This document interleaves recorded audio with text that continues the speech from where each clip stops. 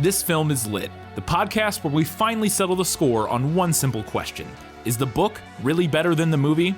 I'm Brian, and I have a film degree, so I watch the movie, but don't read the book. And I'm Katie. I have an English degree, so I do things the right way and read the book before we watch the movie. So prepare to be wowed by our expertise and charm as we dissect all of your favorite film adaptations and decide if the silver screen or the written word did it better. So turn it up, settle in, and get ready for spoilers, because this film is lit. No children, no future, no hope. It's Children of Men, and this film is lit.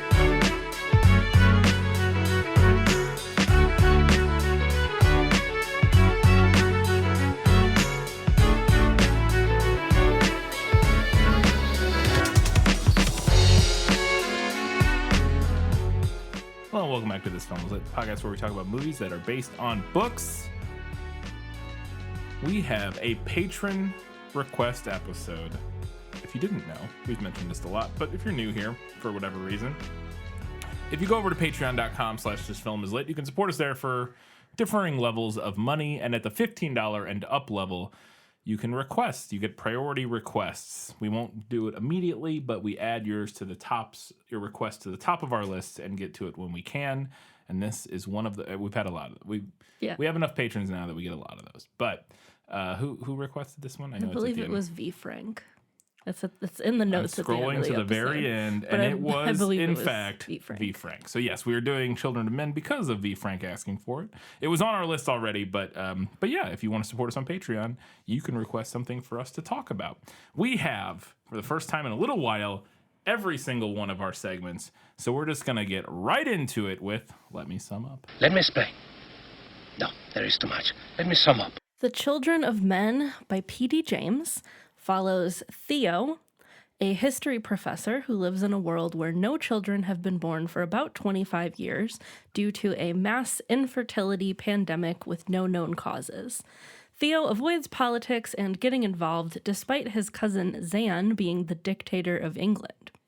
Theo meets a woman named Julian, and she invites him to come to a meeting of her political group, the Five Fishes. He goes and is more affected by what they have to say than he thought he would be. He agrees to meet with Zan and bring up some of the social issues that they discussed. The meeting does not go well, and despite Zan telling Theo that he would go after political dissidents, Theo becomes enamored of Julian and falls in further with the fishes. When he discovers that Julian is pregnant, he wholly devotes himself to helping her get away from Zan and the reach of the government. As they flee into the English countryside, the fishes are picked off one by one. Eventually, it's just Theo, Julian, and Julian's newborn baby left.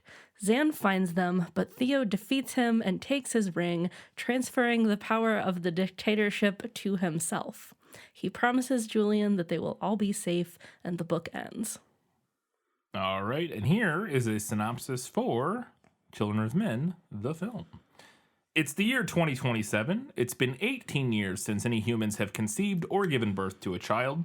Society is on the brink of collapse as governments descend further and further into despotism, othering and then employing draconian measures against immigrants in a desperate attempt to maintain control over the populace. Theo Farron, an unspecified government worker, is kidnapped by his ex-wife Julian, who is now the leader of a pro-immigrant militant group, the Fishes, and recruited to obtain migration papers for a young refugee named Key. Desperate for money and a desire to reunite with Julian, Theo agrees and embarks on a journey to help transport Key and her friend Marion to Canterbury, but during the trip the group is ambushed and Julian is shot and killed. While hiding out in a fish safe house, Key reveals to Theo that she is pregnant and asks for his help as Julian had told her to trust only Theo if anything were to go wrong. It's revealed that Julian had intended to get Key to the Human Project, a scientific humanitarian group trying to solve the infertility crisis, while Luke, Julian's second-in-command with the Fishes, wants to use the baby as a beacon of hope and a rallying cry for the impending uprising that the Fishes are organizing, and ultimately Luke plans to also kill Theo. Theo escapes the Fish's safe house with Key and Marion and heads for his friend Jasper's house before hatching a plan to break into a refugee detainment camp where they can access a boat in order to rendezvous with the human project at sea. The Fishes track Theo and Key to Jasper's where they kill Jasper, and then Theo and Key narrowly escape.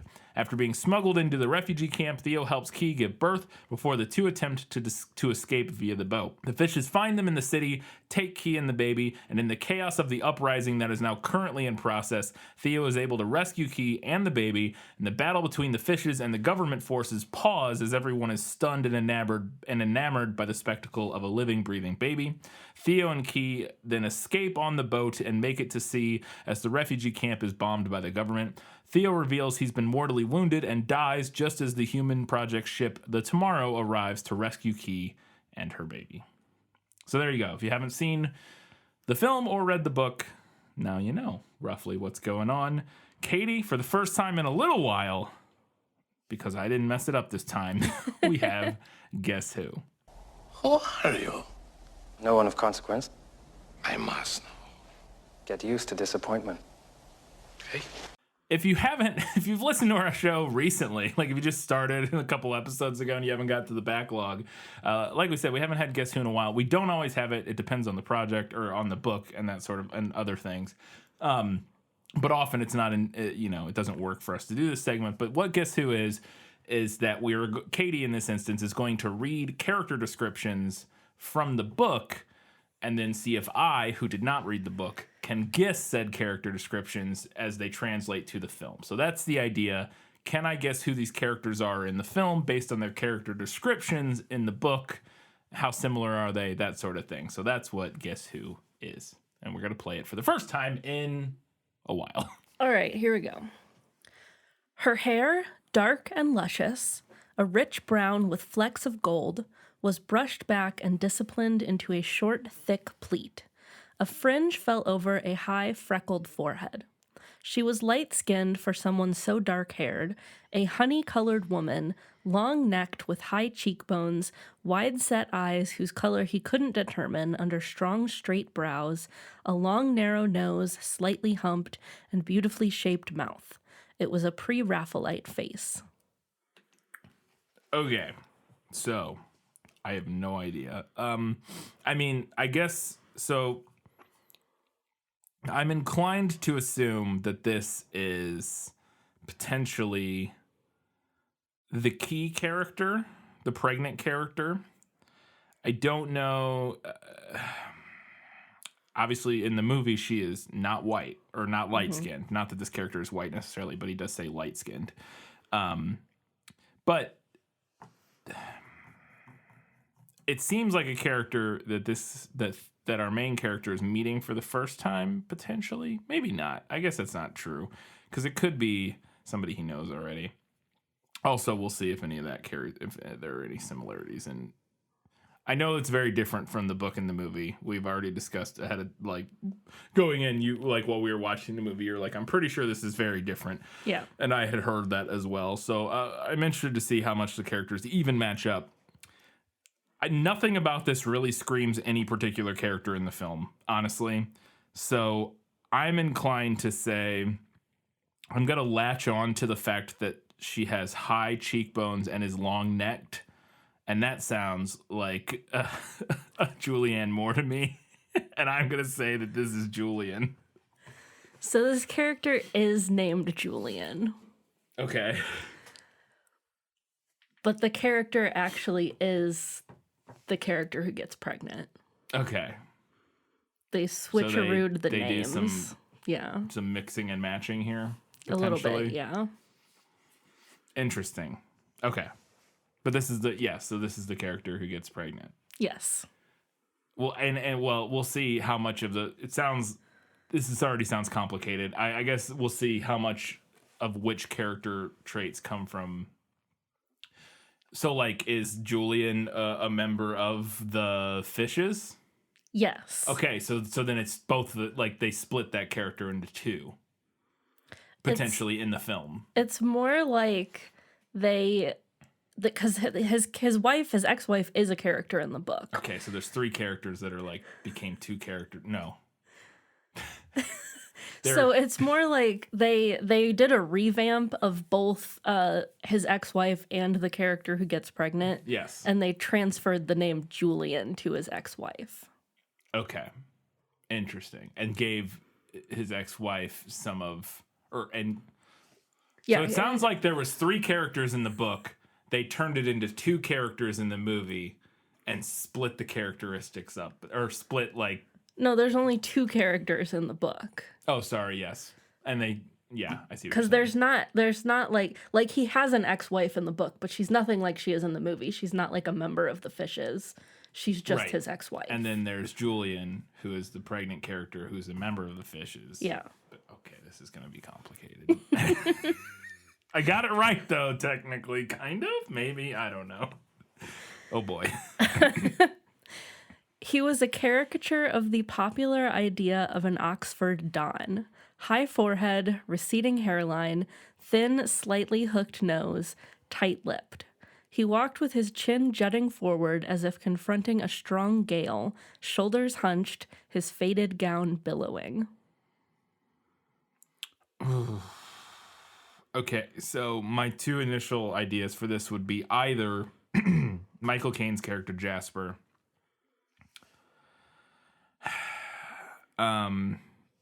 Nothing really about that strikes me as him other than he's thin. He's thin and the Oxford Don, the popular character of the popular day of an Oxford Don. I could see Michael Caine as being, without really knowing what that means. I could see Michael Caine fitting that description. The other one that actually stuck out to me first, though, and I can't remember this character's name, is Theo's friend in the film, who he goes to get the immigration papers from, the rich guy who works for the government and is like an art dealer. I don't know what he does. But I think his name was Nigel. In the film. That character strikes me as also potentially fitting this, because this seems like a character we're not supposed to like based on the description, and we're not really supposed to like Nigel's character, whereas we are supposed to like Jasper. But he is wearing a gown, which fits more with Michael Caine's character, because he seems he's kind of bohemian, like he might just wear a gown around the house. But I'm going to say that this is Nigel's character or equivalent. This is actually the equivalent to Jasper. Damn. And his name is Jasper, but he's a very different character. He's like an uptight, retired professor. Okay. Very different. Yeah, very different. This is okay. She was black, probably Jamaican, and the oldest of the group, older than himself, Theo guessed, perhaps in her mid or late 50s. Her bush of short, tightly curled hair was dusted white. She was tall and gracefully built, with a long, fine-featured face, the coffee-colored skin hardly lined, denying the whiteness of the hair. Okay, well, this obviously doesn't track to anybody in the movie. The only black main character in the film is Key, who is not, in her 50s. She's like 20-something, like early 20s. But I think they say like 20 or 21 or something. It's the only other... So it's obviously not Julian, because we already had Julian. The only other, like, featured woman character in the film is Marion, really? Like, the only one that, like, plays a major role is Marion. Obviously, was it Marion in the movie? Because it was Miriam in the book. Miriam. I thought it was Marion. I don't know. Something I don't remember. I wrote it down somewhere, but sorry, that's not the only one, because there's also Marika. When they get to the refugee city, so it could be Marika. That would kind of fit, actually, assuming there's anything similar. I'm gonna say that this is the equivalent. This is the Marion character, though.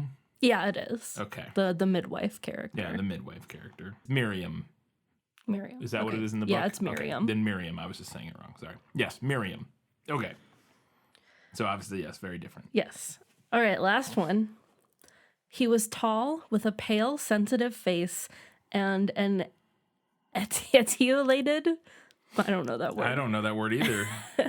P.D. James busting out the Edulated body. SAT words. The large knobbled hands drooping from delicate wrists. His fair hair lay like a silk fringe on his high forehead. His gray eyes were widely spaced and gentle. See, I would have assumed this was Jasper based on this description because he sounds like an older man with gentle eyes. Trying to think of other characters in the movie that this could track to, because obviously, so just to clarify, Katie doesn't put people that were only if they're only character, if the description of somebody that's only in the book, we don't include that obviously because I could not guess it. Like I said, okay, so the other characters, let's work through it real quick, would be Luke, who's like the second in command with the fishes. He would be one of the possible characters. Nigel potentially would be another one. This doesn't really fit him at all. Trying to think who else it would be. Doubting that it's a description of Theo or the main character, just because usually we don't have those. At least not from. It depends, but I'm gonna bank that this isn't him. It doesn't sound anything like, at least with the Theo in the film. I'm trying to think who else there even is. That is like a character who has enough time. Oh, I guess the other character is Sid, who's the guy who's like a like the cop. border like guard the border guy. agent or whatever. But it doesn't sound like him at all. I'm gonna try and say that this. I failed with Nigel in the first one. I'm gonna hope that a similar character is in the book and say that this is Nigel. This is actually Luke. Oh, it's Luke? Yeah. Oh, God, nothing like that. And again, a very different character Yes. in the book than what he is in the movie. Okay. Yeah, and obviously that description is not even close because it's played by Chiwetel Ejiofor and I'm sure I mispronounced his name, but in the film, nothing. He does have gentle eyes. I will say that. Chiwetel Ejiofor has very, like, sympathetic eyes, but... Yeah, nothing else about that is remotely fitting for him. So interesting. Well, I'll be interested to hear what role Luke plays in the book compared to the film. I have so many questions. Let's get into it. Was that in the book? Nicholas Flamel is the only known maker of the Philosopher's Stone. The what? Honestly, don't you two read? So when the film opens, we find out through a news report that the youngest person in the world has died, baby Diego. He actually had been murdered after he refused to sign an autograph, basically. And it's this big news story, and we find out he was like a big celebrity, and he always struggled with the celebrity of being the youngest person because he was the last person ever born, basically. Yeah. After this infertility crisis happened. And I wanted to know if we get that same story of baby Diego in the book, because I thought that was an interesting way to exposit our backstory. Mm-hmm. So the book does open with the news that the last person to be born on Earth has died, but his name is Joseph. And I wouldn't say that he was a celebrity the way that it's depicted in the movie. Like, people knew who he was. Like, he had some type of celebrity, I suppose. But the implication is like that most of them didn't really care that much. Yeah. Whereas in the movie, we see them like putting out shrines to him. Oh, it's like a big stuff. tragedy. Yeah. Like it's like, when Princess Diana died or something. It's like that kind of event. And I will say that I'm not like I couldn't decide in the film whether I bought or how realistic I thought the reaction we see in the film was. I kept going both ways. Like I could see people being really like some people being like really I upset think about there's it. a category of people that would be very upset. I guess to me it seemed a little too widespread to feel realistic. Like the amount of like everybody in the office is watching, like when he goes into work, everybody has the news playing it. I don't know, and like everybody's like just super upset about it, and I found that a little, I don't know, something about it just didn't vibe with me as like as being like actually like how people would react. But I think what the movie's doing is showing us, like you said, the subset of people who would find that very like upsetting. you said, we're getting the backstory of what this world is through that sequence. Because they're giving us the backstory. They're showing us the reactions of people who are very upset about it. In the same way, like when Princess Diana died, Diana died, there's plenty of people who are like, "Oh, that's sad," and then just moved on, like whatever. Like it doesn't really affect most people other than being like a kind of an upsetting thing that happened. But those people aren't interesting, and they don't they don't help set up your world. So I understand, not showing that. But it does happen in the book. Baby Joseph, little on the nose there potentially. I don't know. We'll see. In the film, the world at this point seems to have devolved into a fascistic hellscape. There's lots of talk as he's walking to work or whatever. We get all this talk about stopping illegal immigrants. We're seeing posters and stuff that say like jobs for the British, like, plastered all over the walls. And the world is very grimy and grungy, and it has descended into a state, shall we say. But kind of a big right-wing swing has happened. You can tell that the government is very despotic and is not, is sort of taking the law into their own hands and doing some really bad things. And I wanted to know if that sort of world building and setting for the story is if that comes from the book. I would say like yes, but no. A lot of the issues brought up in the book are similar. For example, there are problems with Britain bringing in immigrants to do work, but like it's basically legalized slavery. And there are also issues with the prison system, but it's much more in the background than what the movie depicts. Okay. There's more of a veneer of pleasantness over the top of it in the book. And I have more thoughts on that later. Okay. Interesting. I'll be interested to hear more later. This is a little thing, but I just thought it was funny, and I want to know if it came from the book. When Theo goes to visit Jasper early on, so we can introduce Jasper's character, who is I don't even know if we ever find out exactly how they met or whatever, but basically Jasper grows weed and is Theo's dealer, essentially. Mm-hmm. He lives out in the middle of the woods so he can grow weed in peace. And he has they're just having a conversation talking about stuff, and at one point Jasper is like, "Oh, you don't mind if I turn on some Zen music?" And then he turns it on, and it's just and I assume it's a joke, but because the music he turns on is just random banging and sounds with a guy screaming over it in a very chaotic nightmare way. And I wanted to know if that was at all inspired by the book, because I was like, what? I can't think of anything that happened in the book that would be a 1-to-1 for that. Okay, because it is very strange, and I was just like, the idea, from what I understand, from what I could gather, is just they're clearly setting up Michael Caine's character as this very eccentric, kind of weirdo who lives out in the hippie guy who's into weird music and and weed and just he's that kind of guy. Yeah, I read something that his character, at least in the film, maybe also in the book, but I think it just in the film was inspired by John Lennon. Somebody met John Lennon. Yeah, I don't remember where I was reading this, but somebody involved with production or with the writing or something had met John Lennon at some point and loosely based some character aspects on John Lennon. I don't think any of that's in the book. Yeah, but that is interesting.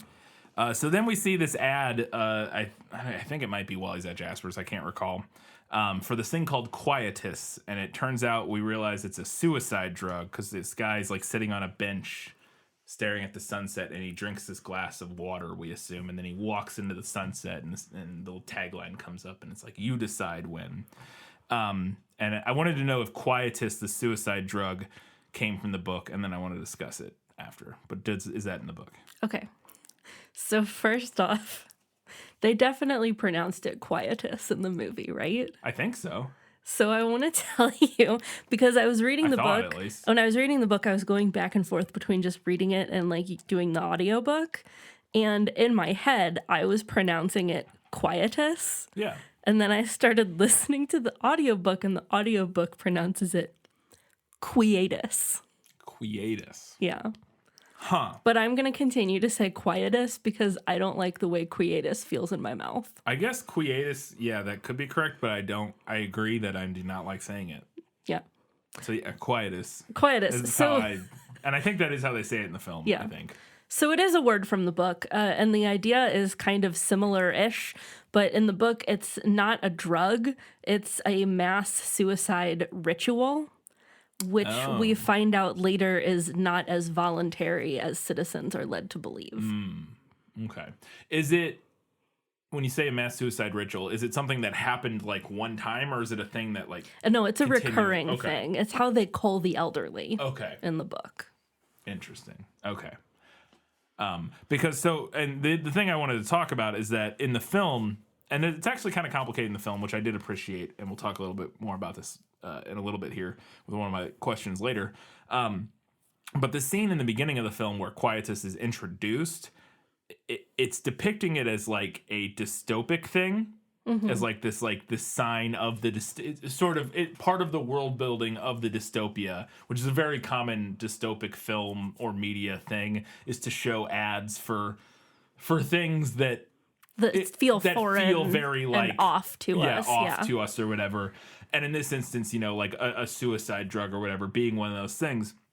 And there, and again, in this first scene, it feels like the implication there is that this is like a sign of the dystopian times we have descended into. Is that you can get this drug when you want to kill yourself. You can just get this drug and take it or whatever. And it's like, okay, but that's a good thing. Like in general, like depending on how it would be administered, like how you could get it, your hands on it, and all that sort of stuff, it would be a complicated thing. But end of life care and end of being able to end your life in a way that you see fit, when in a way that is again handled properly, is a good thing. And this movie acts like, again, I don't want to say this movie because we kind of get both sides of it, which we'll talk about. But this intro part, again, setting up the dystopia, treats it as kind of like a dystopian thing, and I was like, but it's not. And then I was like, remembered that in the prequel that we talked about that she's very Catholic, right? Or there was there was something about Catholicism. Well, this I don't remember reading if she was particularly religious, but like theologists love this book. I could have swore you had said something about, maybe I'm misremembering, about her being Catholic or her doing donating money to Catholic charities? She sat in the House of Lords as a conservative. Is that what you're thinking of? Maybe that's what I'm thinking of. I could have swore I thought something about. Anyway, so thinking, for some reason my brain had it that she was this author was Catholic or something like that. Which the vibes are there. Yeah, which made this make a lot more sense. Yeah, and the movie itself honestly has lots of religious imagery and themes. And like I said, we will get to the fact that the movie does not ultimately present this drug as like necessarily a bad thing. Yeah. But the way it's introduced just kind of feels that way. And I was like, oh, again, if they're translating it from a Catholic author who obviously, in general, Catholics not a big fan of suicide, regardless of circumstances. Again, as a general rule, I know that doesn't apply to every Catholic out there, but it is something that I thought felt like it could have come from the book in that regard, like using that as something to illustrate the fact, the fall of humanity or whatever, so that we have this readily available suicide drug. I mean, and it kind of does come from the book. It's not the same thing, but it definitely more of a hard, like, dystopian thing in the book. Yeah. Well, and then ultimately finding out in the book that it's not some drug that people can voluntarily buy and take. It's something that the government is doing to people. Yeah, it is different. Yes. So yeah, there's no indication or like implication in the movie that anyone is being forced to take it. Yeah, not that we see. Yeah, at least not that I caught. No, we only ever see it seemingly being a thing that people can just buy and then take themselves if they want to.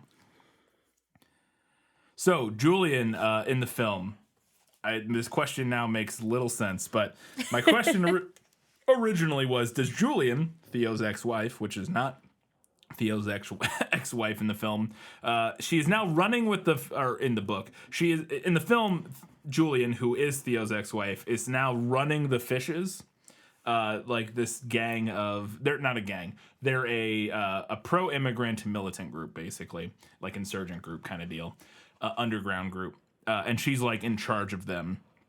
And the sort of impetus for the whole story in the film is that she kidnaps Theo has her group kidnap Theo to ask him for help because he knows a guy high up in the government that can potentially give them immigration papers. And I want to know if that's the same inciting incident for what happens in the book.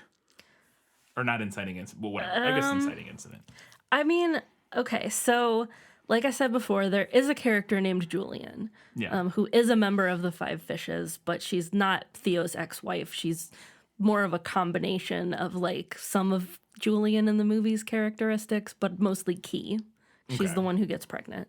Right. He does have an ex-wife in the book, but she's not involved with any of this. Right. We only interact with her once in the book. And so I guess him, because there is a point where he meets the Julian character in the book, and she like invites him to a meeting of her group, which ends up being the Five Fishes. Okay. And so that is kind of like the inciting incident for the actual plot of the book. Right. But it's not, she doesn't kidnap him. No, she doesn't kidnap him. Obviously no backstory with them. Yeah, there's not a ton of backstory, and they're not really, like, I wouldn't call them a militant group in the book. It's five people who are kind of unhappy. Oh, so the Five Fishes is like literal. Literal like five, yes. There's five of them. They're very bad at naming their group because it's super obvious who they are. Okay, because in the film, they're just the fishes. Yeah. And there's who knows how many it's a group that spreads across seemingly a large swath of London. There's maybe hundreds if not more. Like some kind of rebel group. Basically like an underground rebel group kind of deal. Interesting. Okay, so that's very different. Yes. We'll get into that obviously more later. One of the other things we find out very early on is that I think it's when they're arriving to Jasper or leaving Jasper's, I don't know, the first time. I think it's when they're arriving to Jasper's the first time. No, whatever, doesn't matter. They're talking about all of the... Jasper asks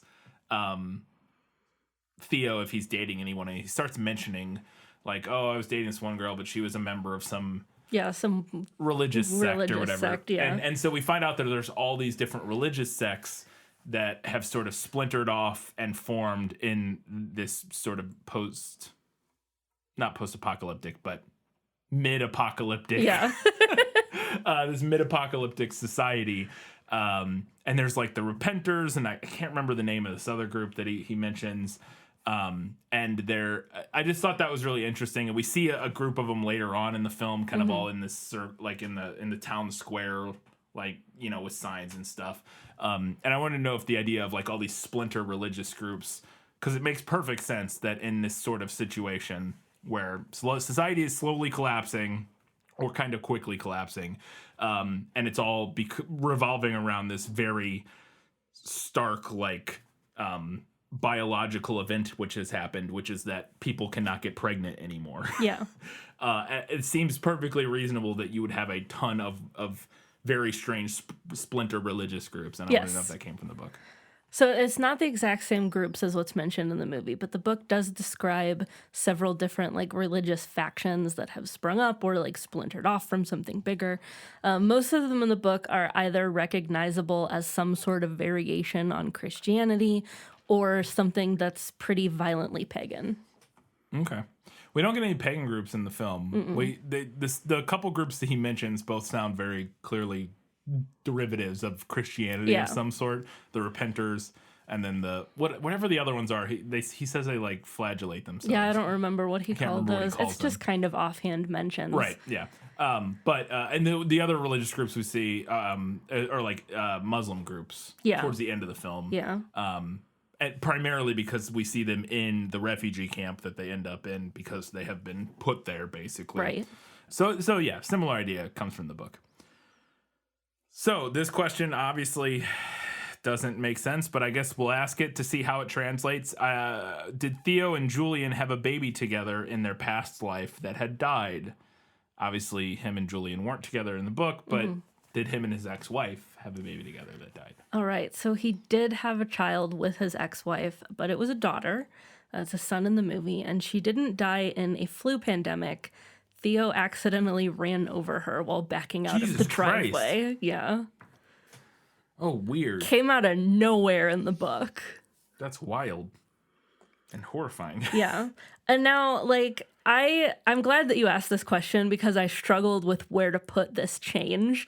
I don't know if it would work in this version of the story with this version of Theo, but it's really fucking gutting. Like, Oh, yeah. it's a horrible, horrible thing to have happened. Oh God, yeah. It's so the change from something that he directly did versus in the film, as you just mentioned, that their child dies. A flu pandemic happens in like 2008 or something. Yeah. And kills a bunch of people, and their baby dies during that pandemic.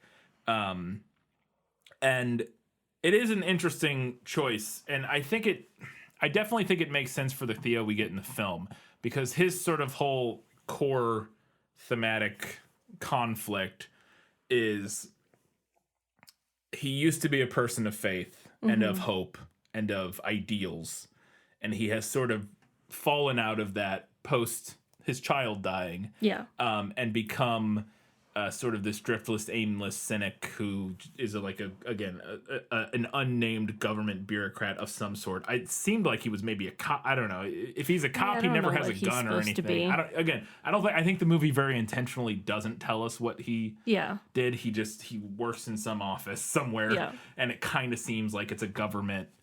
Again, to me, it almost felt like he was maybe a cop or something like that. Or I thought maybe it looked kind of like a newspaper office. Maybe. But I don't know. So I looked it up to see, because when I was writing the summary, I looked up on Wikipedia to see like what if that synopsis said like what his job was, and it just said government. He's part of the government bureaucracy or something, but it doesn't say like specifically what. And it's like, okay, he's a professor in the book, so I can't help you there. But I do think that, so with the film version where again that conflict being this person who had convictions and faith and hope and all these things, and then lost that after his child died and the world descended into chaos, and then finding that purpose and that hope and that drive again, basically, in Key and her baby, is kind of the through line of his thematic arc. And I think changing it to something that is, quote unquote, an act of God being the reason for his child's death makes more sense for what he's going through in the film. No, yeah, I agree. Than having it be something that he did. Yeah. Whether, again, it's being something he did it completely accidentally or whatever. Right. But it definitely feels like it more reasonably suits his character in the film, than it does in the book. Yeah, I agree. And I think what happens in the book works there as well, because his kind of arc in the book is that he's always had trouble, like, being open about his emotions and, like, feeling things. So I think there's some commentary on, like, the stiff upper lip, like, kind of British attitude there, potentially. And then, like, not knowing how to deal with the guilt of what happened, like, made him, like, shut down even more. So his through line is kind of, like, learning to, like, manage his emotions. Also, potentially, again, with the book, with so much of the narrative of the book and the film being about childbirth, and again, talking about this in a bioessentialist way, I guess, for lack of a better term, it sounds potentially to me like the book could be also ascribing some, like you said, the stiff upper lip British thing, in terms of like him not dealing with his emotions and stuff, but also I think masculinity and yes, definitely with the through line, with the loss of fertility and everything that's going on, obviously breaks down in this very specific, like, gendered sexual way, and then him not handling his emotions, I think probably, at least to me, without having read the book, sounds like there's probably some commentary again about masculinity. Oh, for sure going on there. I also think in the movie, like, just from a practical standpoint, if their kid died from the flu, all you have to do is say that. Right. You don't have to explain what happened. You don't have to show a flashback. You can just say, oh, it was the flu pandemic. And you could do that with the other story, but it definitely takes more time. Yeah. And it takes...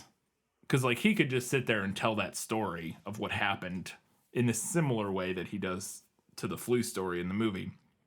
But it would take longer. It would take more. And again, I think the most important thing, it just doesn't mesh with Yeah. what his character is going through and what the whole point of kind of his journey is. So, we talked about this scene in the prequel episode. This movie has a bunch of incredible long takes. In fact, way more than the 3 we mentioned in the prequel episode. Those are just like the 3 most famous ones and the longest ones.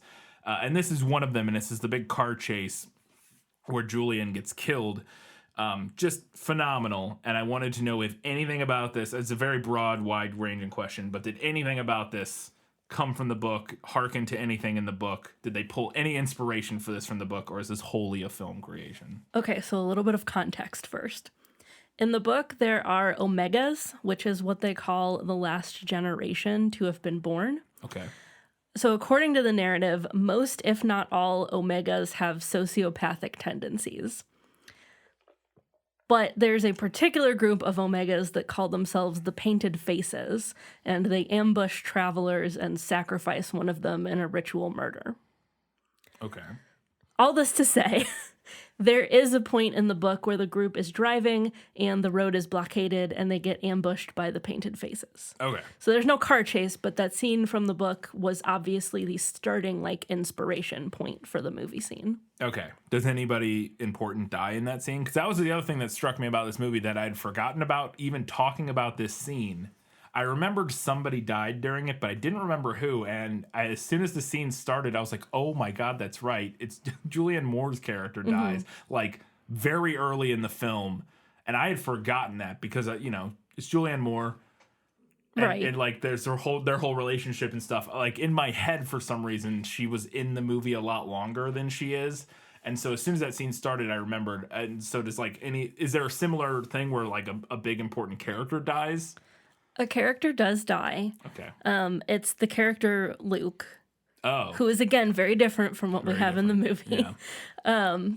And he at that point, he doesn't seem like he is the most important person in the group. At that moment, it kind of makes sense for him to be the one He seems who like dies. kind of an expendable He seems piece. expendable, but then immediately after, we find out that he was actually more important than we knew. Okay.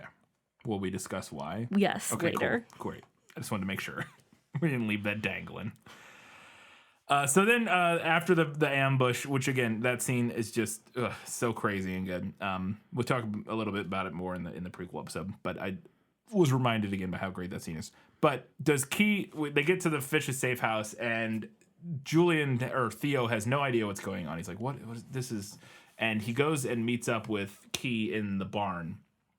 And in order to show him what's going on, she just strips naked, showing him her pregnant, belly.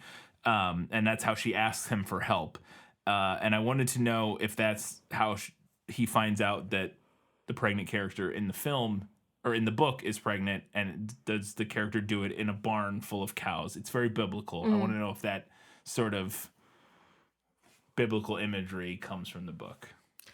So none of this is from the book. It's Julian who's pregnant, but Theo just happens to see her baby bump. There's no dramatic reveal. I really liked this scene though. I thought it was a cool scene In the movie? Yeah. Yeah, I mean it's handled pretty well.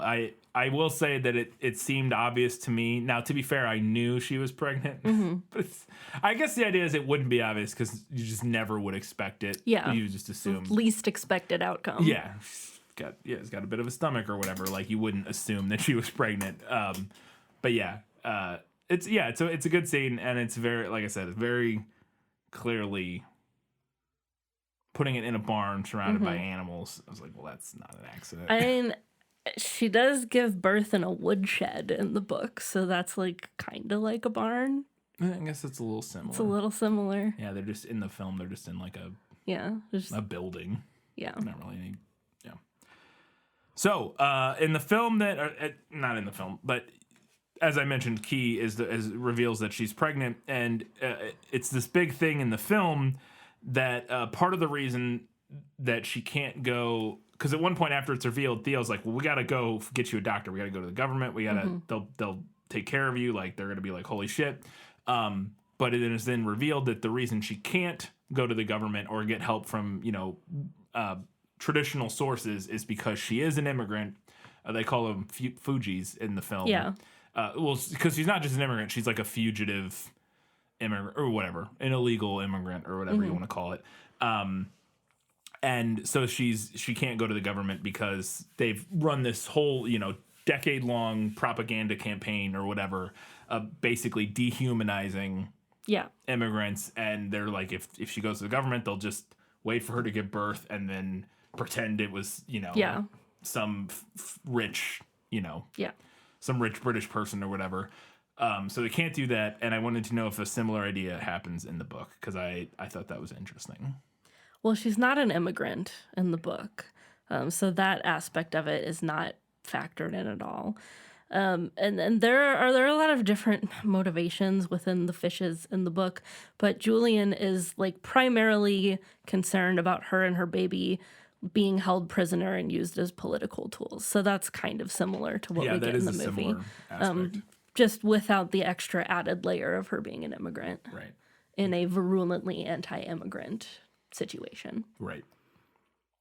So we find out in the film that after Julian dies, when they're at the fish safe house, Theo overhears Luke discussing with some of the other fishes that about what went down, and that is that the fish actually killed Julian. They staged the whole ambush of the car and killed Julian because they wanted to keep Key with them so that they could use the baby for political purposes. And we find out later that Julian, or not later, but like right after this, that Julian was trying to help Key get to the human project or whatever, so that they could go and try to figure out how she got pregnant and blah blah blah, take care of the kid and stuff, and restart the human species or whatever.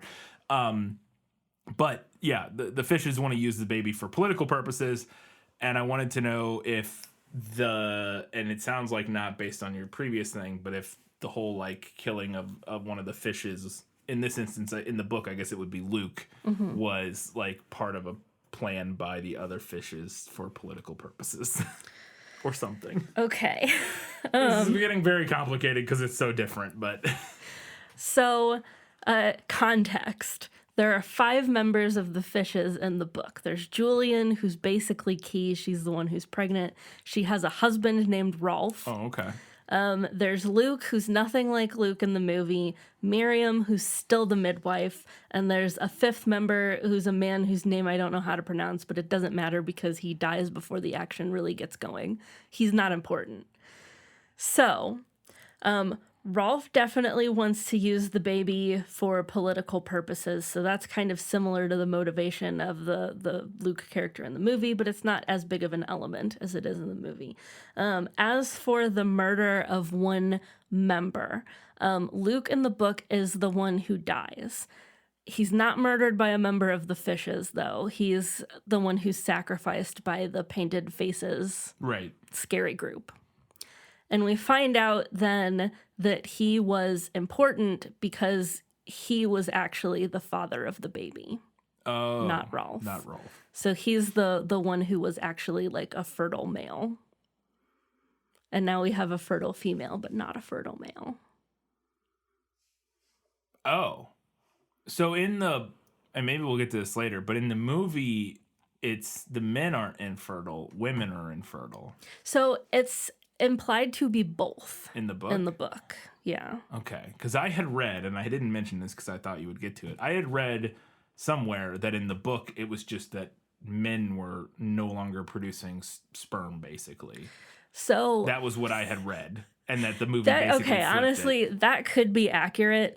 It's a little confusing in the book. Okay. Because they're testing both of them, and like they can't it seems like they're saying at some points that they can't find anyone who's fertile, and then at other points in the book it seems like it's just the men. So honestly, I don't know. If Okay. you know this book better than I do, Fair enough. please tell me, because at different points in the book it seemed like it could be either way. Okay. Like I said, I had just read that in the book it was men, and in the movie they made it women, which I thought was interesting. I guess the idea there would be, because that's a very interesting switch.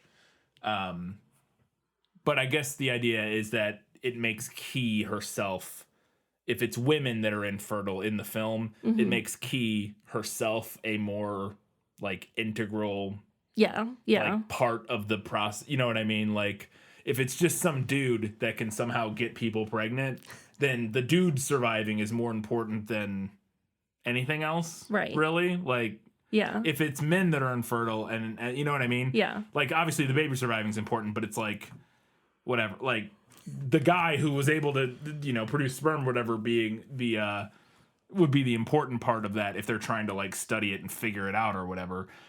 So anyways, yeah, I thought that was okay. Interesting.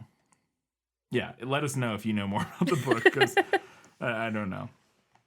Another thing I thought was funny that I don't know if you had this later, but I loved in the movie the little moment where Theo asks Key who the father is. I just mentioned this because you were talking about the father.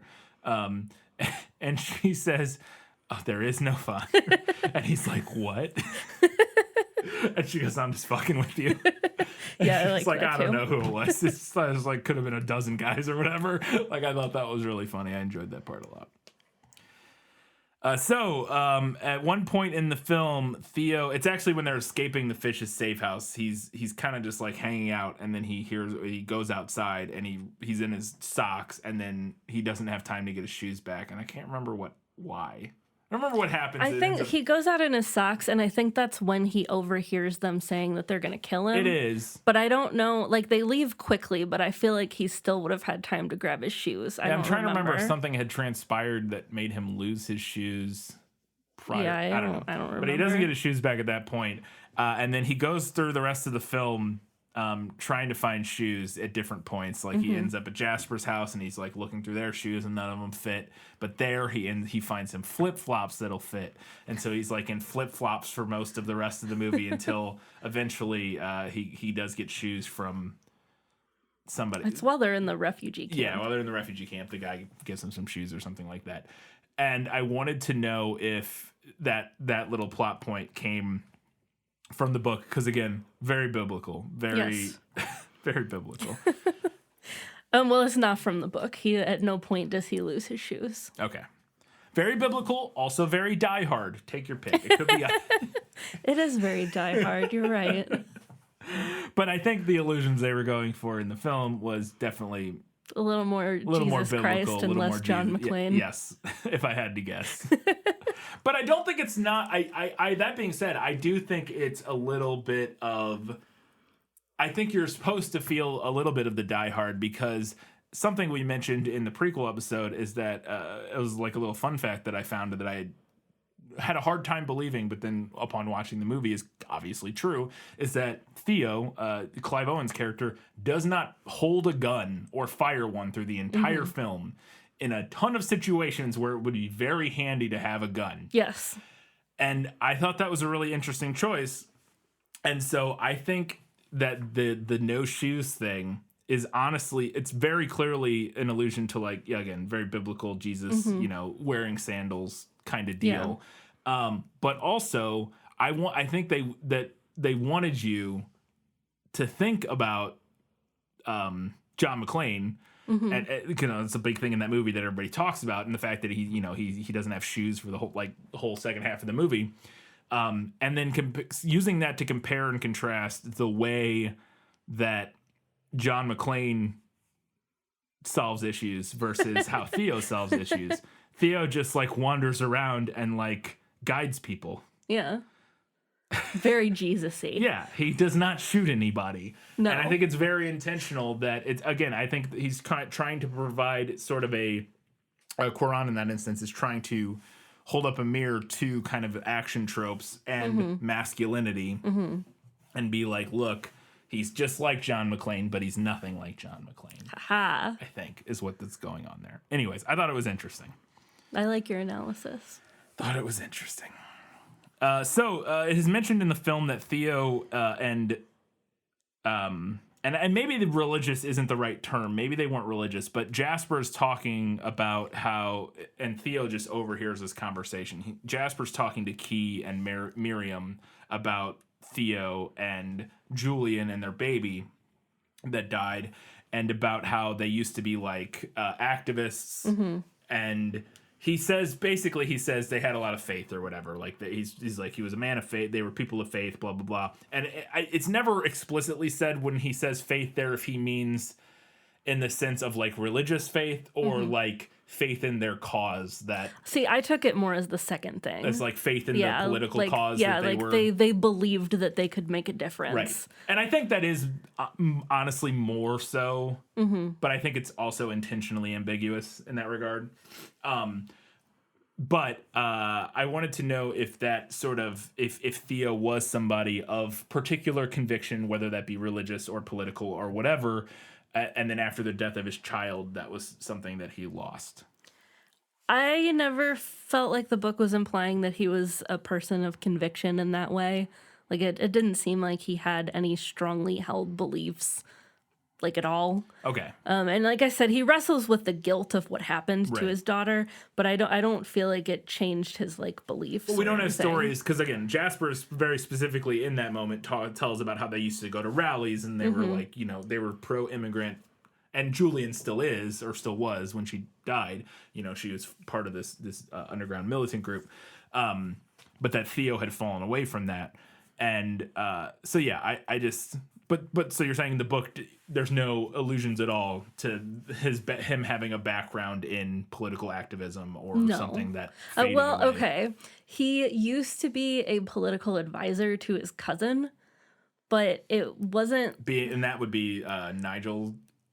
I think they're supposed to be analogs. Because I think he is his cousin in the film. Yeah, but in the book, his cousin is the dictator of England. Oh, right. Okay. Yeah. But even that, I didn't feel like the narrative was trying to say that it was something he believed in. No, like it was just something he did. Right. That sounds more... Yeah, that doesn't sound at all like what the movie is implying his background was. Again, the movie very much sounds like it was implying that he was like, you know, he was out marching, doing like yes, grassroots activism, organizing, that sort of thing. And then that faded away after his child died. So, okay. So then after they escape, they're hanging out with Jasper, like I said, and then the fishes show up because I don't know how they found I don't know how they found him either. If you know, because we both had this. I think one of them said, like, offhand, like, we saw him come here previously. But how would they have seen? But I guess they were trailing. I guess the idea could be that they had been like tailing him so that they could kidnap him at some point, and that's how they so they saw him. It's kind of there. a weak offhand explanation. Yeah, because they just randomly show up at Jasper's place, and it's like, what? Okay. But so they show up, and they're coming in, and Theo and Key and Miriam are gonna run away, and Jasper's like, no, I'm staying behind. I'll throw him off the scent. Get out of here. And then Jasper goes inside. And we established earlier that he had some quietus, and he said he was using it on the rats or something like that. And then when the fishes show up, though, he goes inside and he uses the quietus on, gives it to his wife, who is like an invalid. Or, that's probably not the right word. We're not sure. I got the impression that maybe she'd had like a stroke or something. Yes, she does not. She seems to be completely reliant upon him for everything. She doesn't speak. She doesn't move. She just sits in a wheelchair, and he takes care of her in the film, in the handful of scenes that she's in. So he gives her some quietus, and apparently their dog as well. And then he goes outside to confront the fishes. And I wanted to know if any of that comes from the book, because I had questions about why the movie did this way, other than for dramatic effect. Okay. So does that come from the book at all? All right, so this is something that's really different in the book, and I definitely preferred the movie's take. I prefer the movie's take on Jasper just overall. Okay. In the book, he's a former professor and colleague of Theo's. They aren't close friends like it seems that they are in the movie. So what happens in the book is that Theo witnesses Jasper's wife, Hilda, being forced to participate in a quietus. i.e. being murdered. Right. And then later, when he's on the run with the fishes, they stop at Jasper's house because he does live in a cottage, like deep in the countryside. So they stop at his house to see if he'll let them borrow his car, only to find out that Jasper has put a bullet through his head. Okay. Interesting. So, okay. Now, when they get to Jasper's house in that scene in the film, movie, yeah. and he's like asleep. When they're arriving there at first, yeah. When they're arriving there, I thought it was actually kind of a clever nod to the book, where it like looks like maybe he's committed because suicide. the quietus is like open on the floor next to Yeah. him, and they're like all just sitting there, and it looks like they're dead, and he goes to like touch him, and he wakes up. Yeah.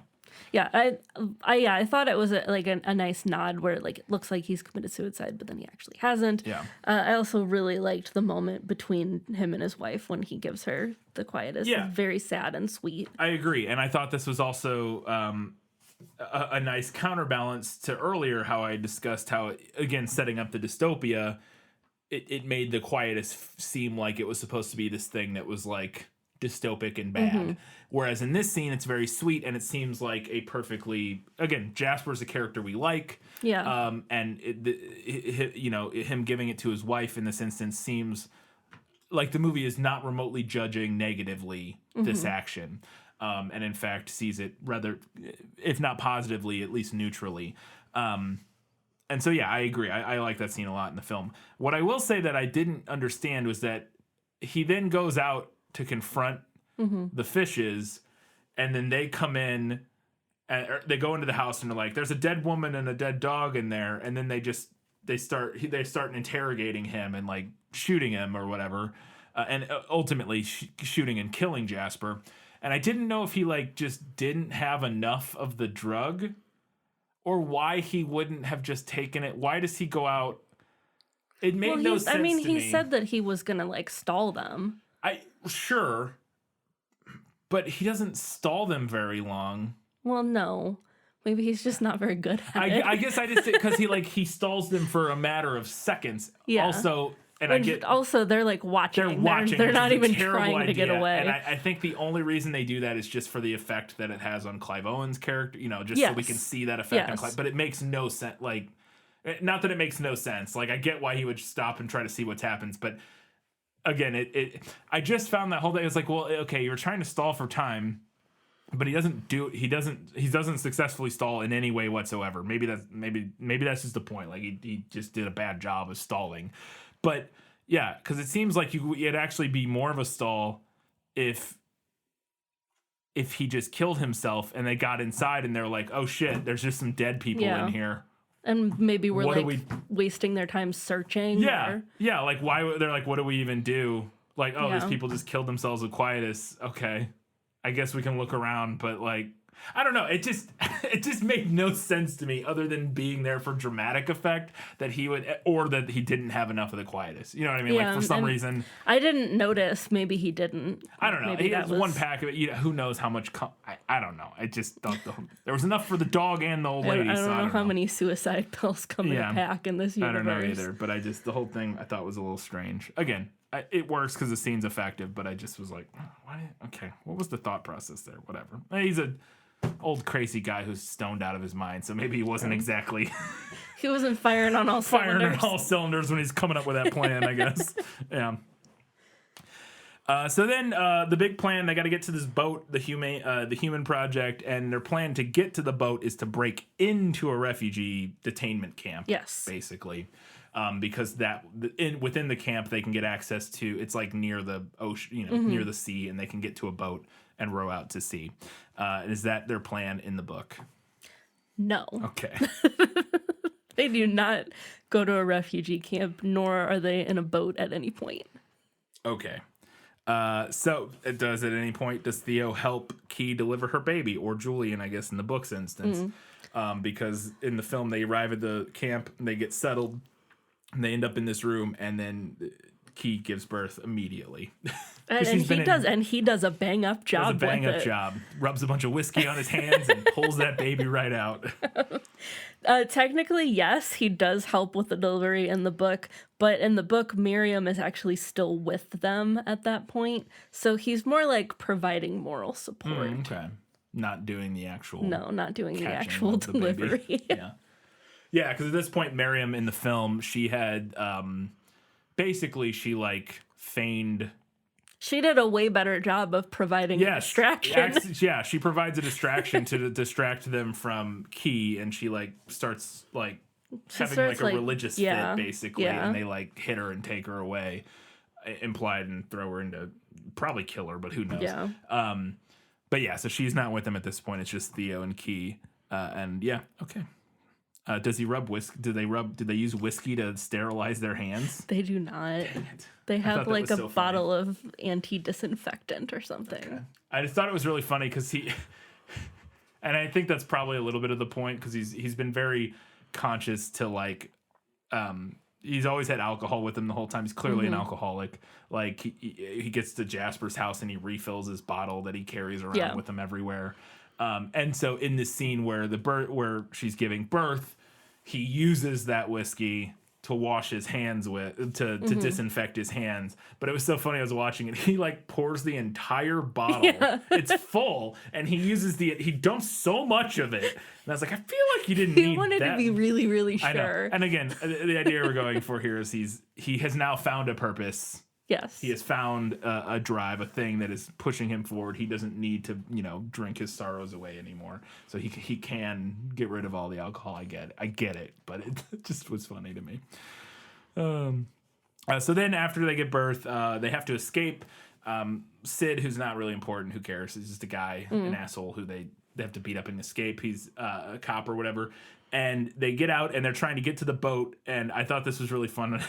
Because I want to know if it came from the book. In the middle of an active, as I mentioned earlier, the revolutionists started. The fishes have basically been priming like an uprising within the refugee camps, and that uprising has broken out basically, where the refugees are. And this refugee camp is like a city. It's like a city, yes. Yeah, they've like cleared a city. They've like quarantined off an entire part of London or whatever. It's called a Brexel or it's Brexel. Brexel. But I don't know if that's an actual town. I don't know if it is either, but yeah, I assume it's like an actual town probably in London. Based on the comments from the prequel episode of Quaron talking about how important London was, I'm assuming Brexel's like a real part of London or whatever. But so this whole part, is like a refugee concentration camp type deal, and. Again, the uprising has started. There's all these kind of warring factions. There's Muslim groups who are marching through the streets as like a part of the contingent. There's the fishes who are like doing their own thing. The military or the government shows up and is doing stuff. There's kind of all kinds of splinter groups and lots stuff. of chaos. All just chaos is broken out. So they're trying to get to the boat, and Marika, the one person they know in this refugee camp is, I believe she's Russian or Polish maybe. I think so. Anyways, she doesn't speak much English, if any at all. She says a couple words in English towards the end of the film, and he's trying to be like, "We need a boat. We need to get to the boat."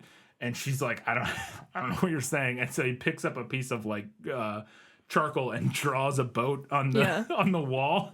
And she's like, "I don't know." And then he draws the water under it, and she's like, "Oh!" And it's like the most classic game of Pictionary, because it's just like, I love that he draws the boat, and she's like, I don't know. And then he draws the water, and she's like, I got it.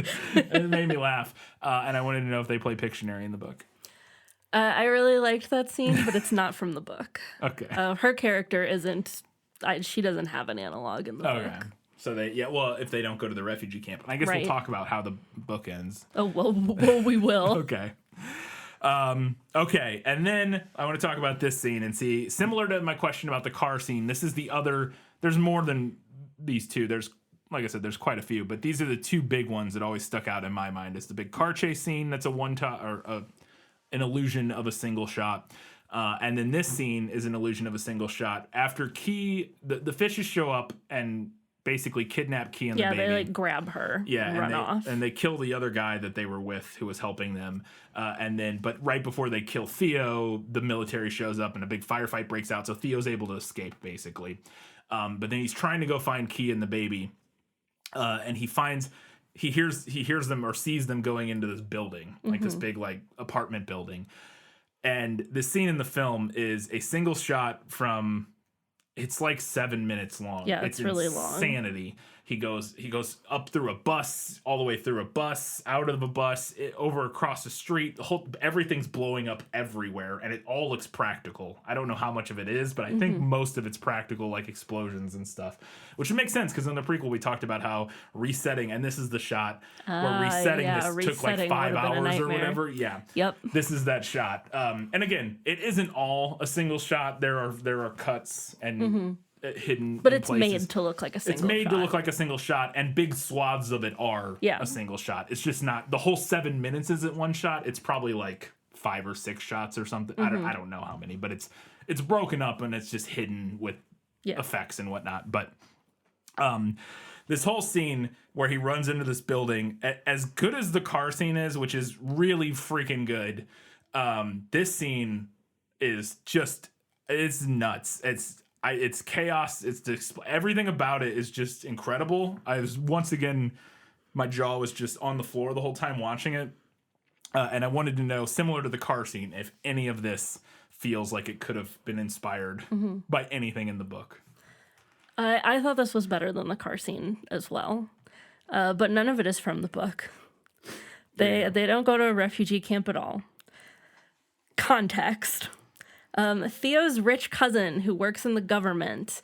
I'm assuming these characters are supposed to be analogs, and if they are, he's a much bigger character in the book. Okay. His name is Zan, spelled with an X, and he's the Warden of England, which basically means that he's the dictator, as I've mentioned. Right. So after Rolf, who was Julian's husband, finds out that the father of the baby was actually Luke and not him, he has a hissy fit, basically, and runs off to rat them out to Zan.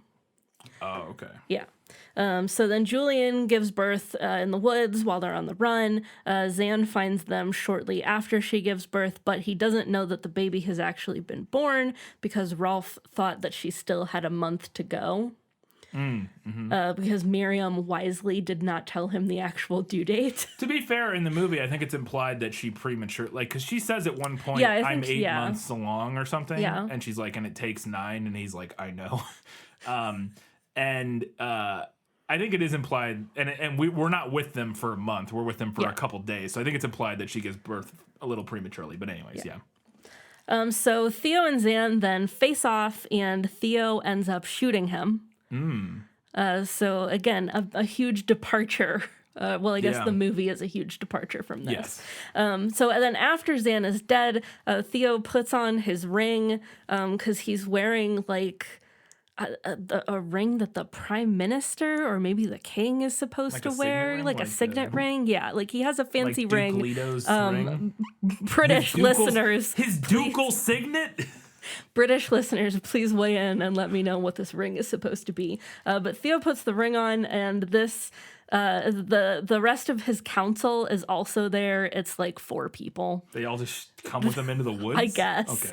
Okay. So then he puts on the ring, and that causes the rest of the council to accept that he's taking over in Zan's place. I guess. Wild. So that's how the book ends. Oh. Like, that's literally how That's literally how the book ends. Holy shit. I guess we'll talk more about that in some of your segments later, but that's wild. That's very, very different. I didn't care for it. Fair enough. Oh, God. Okay, so none of that from the movie, none of that scene, that was all just movie creation. Yes. Well, kudos. Like everything from when they leave Jasper's house, basically, is a wholesale movie. Interesting. Okay. Well, that ruins the rest of my questions. So, I guess I want to see if this has any parallel because I thought this was really interesting. It's one of the striking moments in the film is that after he does get through the building, the big long one take, he gets up to the top, and he gets the key. And Tate leaves with her, and Luke is still there fighting, and he ends up, we find out later, shooting Theo as they're running away once, but then he gets blown up by a tank. And as they're leaving, there's all kinds of fighting and stuff still going on. But then he's trying to get her out of the building, and the baby starts crying, and people hear this. And again, it's like the rebels, and we actually run into one of the fishes from earlier. Yeah. On the stairwell as they're going down. I don't remember his name. He chats with them when they first get to the safe house. He's like one of the other fishes we see for a second. That actor I recognized. I was like, I know that guy from something. But anyways, he runs into that guy, and that guy they like pull guns on them and then stop and lower their guns, and they see the baby and they're all like in awe. And then as they keep going down the stairs, then a bunch of the government military guys come up and they see the baby, and they're like, hold fire, and everybody stops shooting, and it all just stops, at least in this vicinity. You still hear gunfire out in the distance, obviously, but in this vicinity, everybody stops fighting, and they walk down the stairs, and everybody's just like flabbergasted, just staring at this baby. And they walk all the way out, and they get just out of the building, past all of the military people, and somebody inside the building shoots like an RPG, and then all hell breaks loose again after they're out and they run off. It's an incredible scene, incredibly striking. And I wanted to know if that like ceasefire with the baby idea came from the book. So there is a grain of similarity to this one. The reason that Theo is able to shoot Zan is because he gets distracted when he hears the baby cry. So there's that. And then also, like, when the other council members show up, they're, like, struck with wonder. I guess similar to what we see in the book. And that is also part of what helps make Theo's coup successful. He's got a baby. He's got a baby. There you go. But not remotely similar. Yeah, not really. Like a grain, like you said, a grain. A of grain of idea. similarity. It's definitely it doesn't have the same impact that what happens in the movie does. Okay. So then I'm just gonna bang through these. They don't row out into the fog to the ship as the city is bombed. No. Okay. Theo doesn't show her how to burp a baby at any point. No. Before revealing that he's been shot and is dying. No, he lives and purportedly becomes the dictator of England. Great. Does she name the baby after Theo's dead baby? I don't recall that she actually names the baby in the book. I don't think they ever say. Okay. Also, it's a boy in the book. Yeah, it's a girl in the film, and she ends up naming it Dylan, which is the name of Theo's dead child. Yes. And then there's no boat. So there's no my boat. last question was if the boat came, because my thinking was like maybe the book would leave it a little more ambiguous and sad, whereas the movie's like, nope, boat shows up, she's saved. Probably, at least. I think the movie leaves it a little ambiguous, but not really. Because then we get the laughter after the credits of like, okay, and then hope. We go into like a sick jam. Yeah. As we mentioned in the prequel episode, Alfonso Cuarón wanted when the credits roll, that's not when the movie ends, that's when the movie begins. Okay. And that was all because of the children laughing over the credits. Yeah. That's all that meant, is just like, oh, a new beginning, a new hope. Yeah. Blah, blah, blah. Okay, great. We get it. You're very clever. Like, theoretically, they're safe at the end because Theo's the dictator now. True, so, that's similar. It is like a similarly, maybe not happy ending. Well, it's funny because it is. I guess both the book and the movie equally do not address what happens. Like what the aftermath of this would be. No. Which it's very much implied in the movie that obviously there is new hope, but that the war, this war that is just broken out, maybe not war, so maybe not the right word, but this battle that is broken out rages on and is again obliterated by the government, comes in and just bombs like the entire refugee camp basically. And but we do get the kernel of hope, right? When we hear the children laughing, implying that she got out to the Human Project, and the Human Project maybe whatever. Yeah, did stuff. Something. I don't know. Society began anew or whatever. But similar, but like you said, we don't get like an actual like, oh, and then thing. We don't get a like a denouement where they like, or an epilogue or whatever, where they like wrap up what happened. and we kind of like harkening back to Ender's Game, where like the whole last chapter of Ender's Game in the book is like, here's what happened. All right, well, we defeated the bugs, and then this person did this, and that, you know, like, and then we spread out and became colonists, and I grew old, and like it like you know, it covers like the entire end of the story in like a single chapter. We don't get anything like that in this movie or this book. It leaves it hanging with, again, in both instances, it sounds like hanging in some sort of like uncertainty, but with a kernel of potential hope. Yes. Being the idea there. Okay. I got a couple questions for Lost in Adaptation. Just show me the way to get out of here, and I'll be on my way. Where is it lost? Yes, and I want to get unlost as soon as possible. At one point in the beginning of the film, when Jasper picks up Theo and they're driving to his house, they drive past some fields, and we see them again later in the film. And we see these close-ups, and it appears to be cattle that has been killed and is like being burned. Like the bodies are being burned in the field. And I wanted to know if that was something from the book, because they don't ever talk about it, at least from my knowledge in the film. They don't ever talk about it or explain what's going on there. No, it's just a thing happening in the background. That they're of like a couple somehow scenes. culling all this cattle, and I was trying to figure out why or what, and I was thinking, oh, maybe that's like a little book reference that the book expands more on. So I wanted to know if you had any. I don't recall any piles of burning cows in the book. My guess would be that maybe there aren't enough people to take care of them. Because that is something that's an issue in the book, is that there aren't enough people to do the amount of work for like upkeep of the world. And like then they don't want there to be like tons and tons of domesticated animals that can't take care of themselves once humans are extinct. But I feel like cows would be fine, honestly. Yeah, I feel like they could get on. Well, to me, it almost felt like I was trying to like suss out like what could that be, and because it looked very intentional. Again, all the bodies are like stacked up in big piles, and they're like on fire. You know, they had been burned, which is something somebody clearly did intentionally. Right. And I was like, okay, it could have been. Yeah, we ran out of stuff to feed or supply the cattle, so they just killed them all and just burned the bodies so they didn't rot or whatever. Or that like maybe there was some sort of we don't see any allusion to this, but obviously with the flu outbreak that killed his kid, maybe there was some sort of bovine flu or something. I don't know. There is a mention in the book that if your cat has kittens, you can keep one and the rest are euthanized. That's the only thing that's remotely similar to what we see with the cows, but the book also doesn't expand on like why that policy exists. Interesting.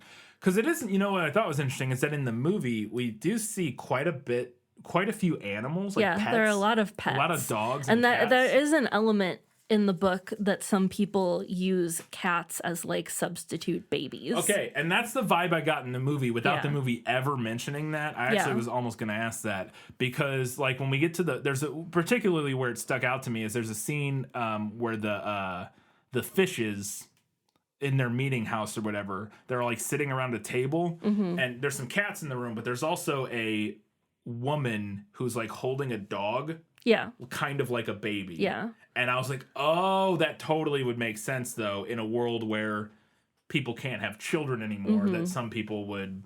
Yeah, they have. In a world where we can't have children, some people choose to basically. They're just all millennials in the movie. That's what it is.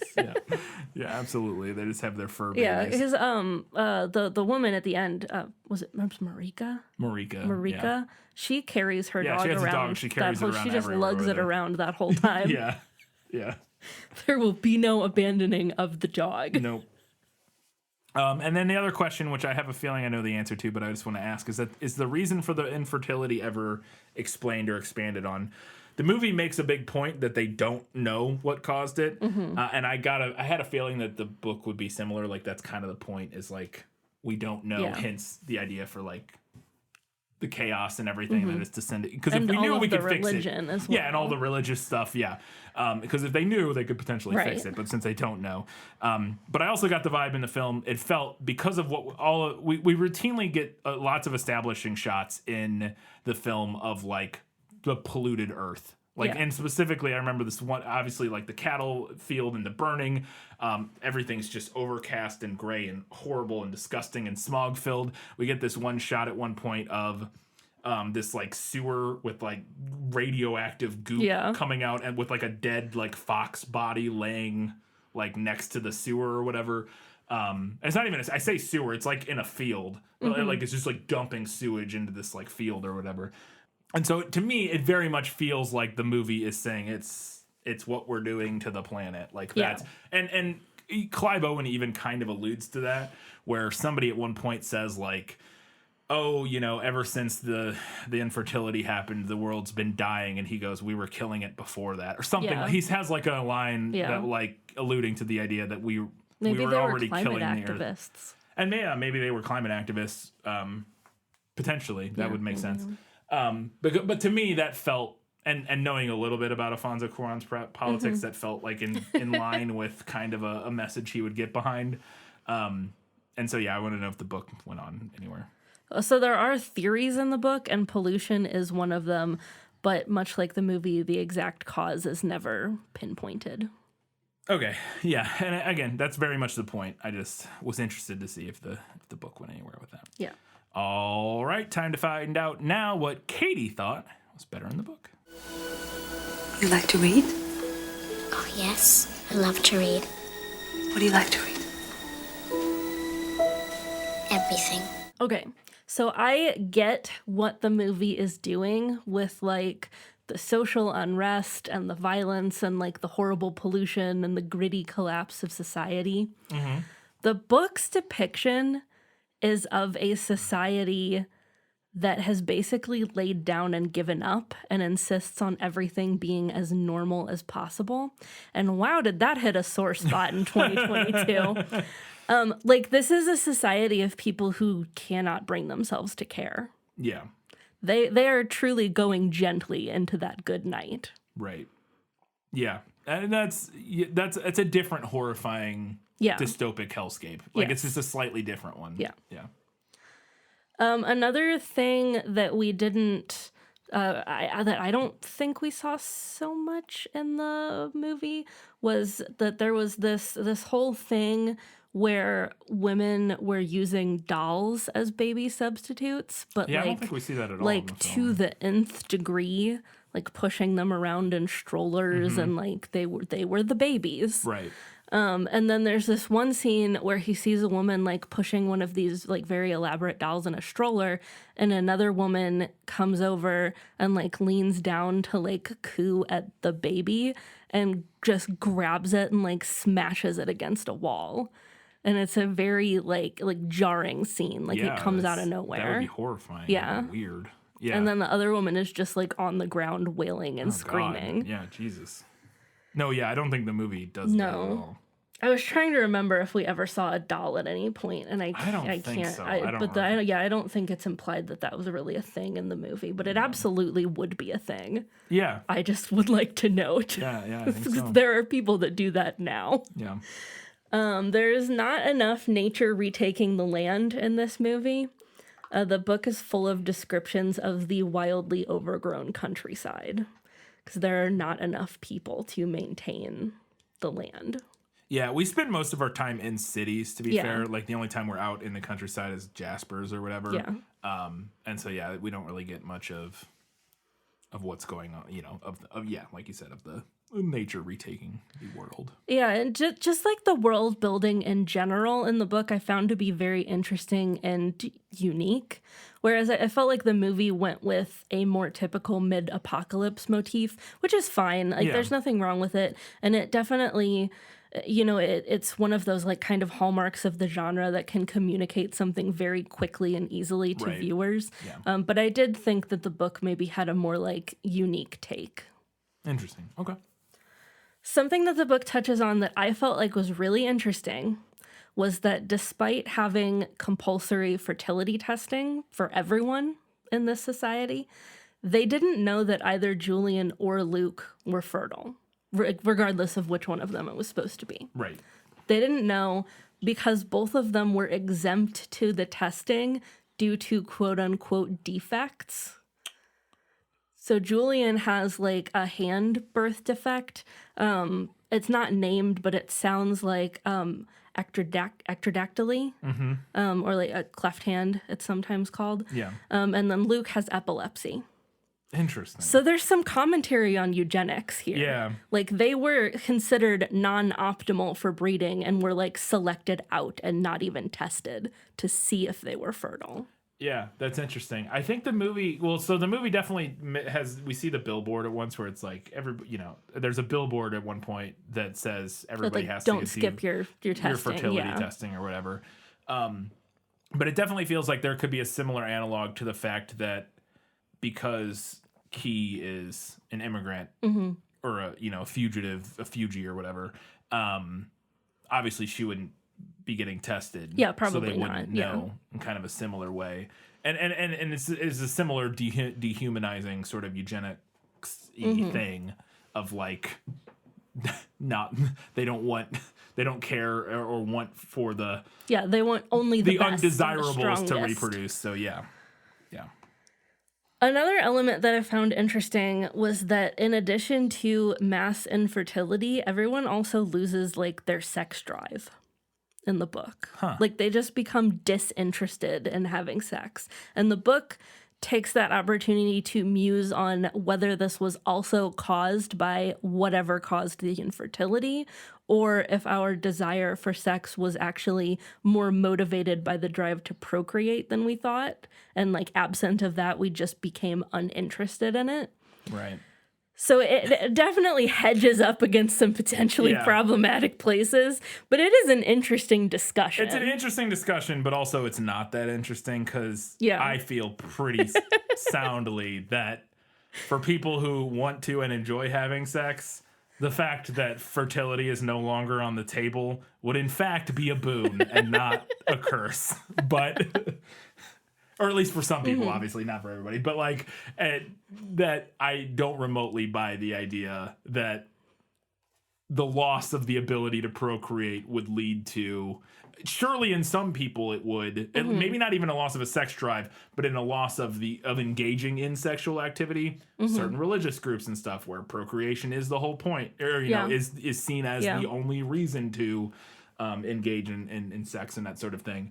So yeah, I think there would be groups of people who would Well, and the other thing would stop having sex. Like the other thought that I had, which I think the book mentions but doesn't really spend a lot of time considering it, is that in this type of situation, you know what you can make you lose your sex drive, your interest in sex? Depression, stress, fucking anxiety, just the world ending. That's the thing that the state of the world would be much more likely than the fact that they can't, and it being some sort of like evolutionary thing tied to like, procreation seems ridiculous to me. But it is interesting. Especially over such a short time frame. I will addend that I could potentially buy maybe, and even this that like over a long enough time frame, well, then it wouldn't matter because we don't have a long enough time frame. But in the 15 or 20 years or whatever, there's just no, that's ridiculous. It would have been it could be correlated to the thing that caused the infertility, but there's no way. It's just. But it was definitely like so let's stop fucking. Something in the book that I was like, oh, I would really like to look up different opinions and thoughts on this element of the story, because I bet some people have a lot to say about this one. No, it's definitely, like you said, it's an interesting. It's an interesting kind of philosophical musing. Yes, that can like you said, go some rough places potentially. Yeah. All right, time now to find out what Katie thought was better in the movie. My life has taught me one lesson, Hugo, and not the one I thought it would. Happy endings only happen in the movies. I liked the changes to Jasper with Michael Caine's character. Way more fun and interesting character than what was in the book. It was also nice that Theo had a friend, because he doesn't have any friends in the book.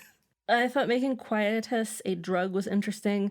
Absent of the forced suicide thing in the book, it's a sensible way to integrate similar ideas into the movie. Julian being his ex-wife in the movie, I thought made sense, considering that the whole reason Theo joins up with the fishes in the book is because he's enamored with Julian. girl who Right. gets pregnant. And that part really did not work for me Yeah. in the book. Him, like, I don't even know how to describe it. I want to say that it felt like it came out of nowhere, like all of a sudden they were in love with each other, but we also do kind of see it happen, at least from Right. Theo's perspective, but like it just didn't ring true Yeah. to me.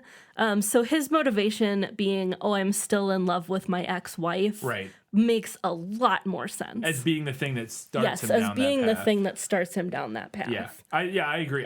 From everything you've said, and obviously we'll get to it, but I really think that the changes the movie made are fascinating in a way that, to me, it feels like very masterful adaptation. But we'll get to obviously more of that later. I thought the scene with all of the art that Nigel had collected was fun.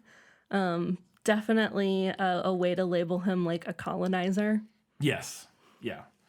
To be fair, we only see him with like white people art, I think, but or Yeah, I guess when I so. say white people art, I mean like what historically we view as not, because he's got like the statue of David and stuff, and there's whole Right. arguments about what white people are has changed a lot over the history of time. I'm just saying, like, most of the art we see him with is like traditional, I think. Right. But yes, he has like snatched up all of this Yeah. in his capacity for the And government. I think like he says, like when they're looking at the David, he says like, oh, we didn't arrive in time to save something else. The Pietà is what he Yes, says. that's what he said. Yeah. Said the Pietà got destroyed. Holy shit, I have to tell this fun story because it's the most wild, random thing. I don't think I've ever mentioned this on the thing. So, the Pietà, it's in the Vatican, I believe. This is so random and weird. In like the 70s or 80s, this person, I think it was a guy, I can't remember, tried to destroy it. Just like kind of just ran in there. And so now you can't even, now you look at the Pietà, when I saw it, because I saw it in mid 2000s or whatever, you look at it from like 200 feet away, it's like behind a wall, like way back there. You can't get anywhere near it anymore. I'm sure in special circumstances, but if you just go into the Vatican, you get nowhere near the Pietà. But apparently you used to be able to walk like right up to it, like some statues in museums or whatever. You could kind of walk up to it, and it's like a sign that says "Don't touch it." Some guy climbed it and started hitting it with a hammer. What? Started like busting, like hitting it with a hammer. And a guy, another tourist who was there, and again, this is like the 80s, I think, or 70s, climbed up there and like tackled the guy off and like restrained him and stopped him from like destroying it. I think he ended up, he did like break the nose off or something. He did something, like he Art caused some hero. damage. Yeah. This guy climbed up, tackled him off, and like held him down. The guy that did that, the guy that's tackled this dude off of the Pietà and kept him from destroying it, is the guy that founded the City Museum in St. Louis. I did know that. Had you heard that? That's I the think you weirdest. told me that. Because I tell everybody because it's the weirdest, most random.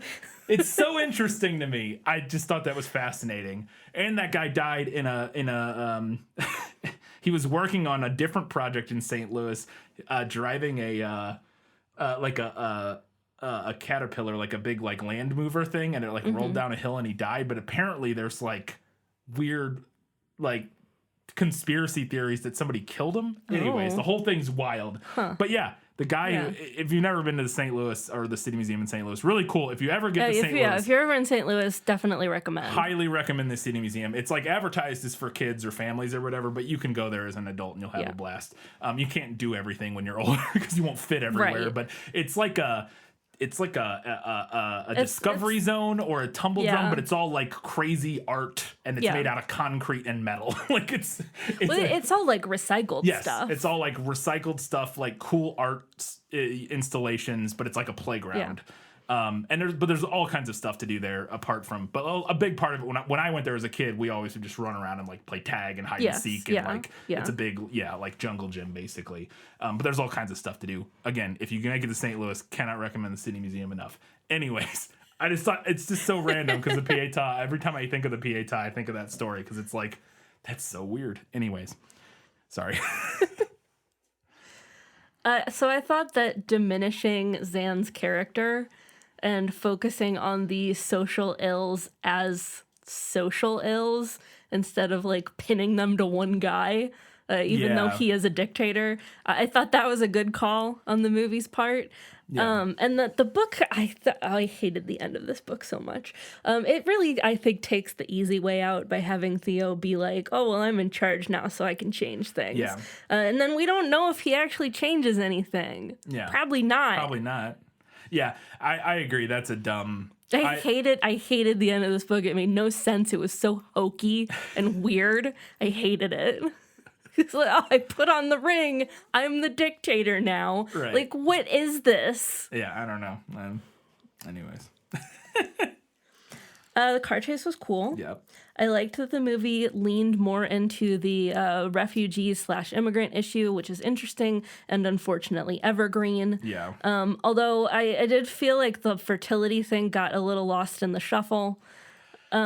But I'm okay agree, with but it. I actually am okay with that because I think, and that was one of the big things I was worried about upon revisiting this. And I don't know if we're going to get into it, but I was worried that the infertility and fertility thing would have aged poorly in a way that felt really essentialist and kind of gross. And it didn't I don't feel really. like it did, yeah. Not particular, at least not as much as I was worried it would. And again, because the movie decides instead to make this much more of a story about humanizing the other and